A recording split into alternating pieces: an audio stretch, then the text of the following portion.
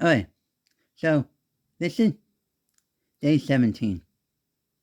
And I have another one of these 1980 Pure clone knockoff Pure though, and blah blah blah. And this is basically a rip off of what the original Tomy Pure manual said. Though, and it's like what I've shown with the other two Pure again, made in Taiwan.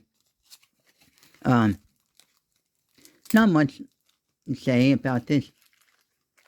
It just has like this generic product name called Pyramid Cube whatnot. Though, again, gold stickers. This one I got last month. Mainly preparation for this video series. Though, and when I got it, it was scrambled. Because the previous owner who had it had played with it. And so I took it out of the box, solved it, and it feels actually nice. Though a bit loose though, because this tip are not all flushed down, and it's not tight though, and whatnot. Nothing much to say about it. Though it works. It's a clone Pure from the 80s.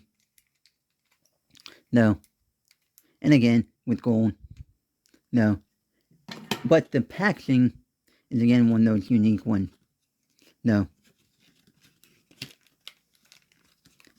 yeah. And so, that concludes, day 17.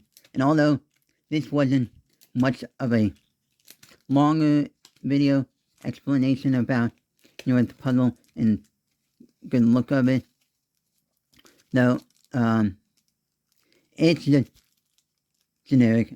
It's almost exactly like what I showed with the others, like about a week ago.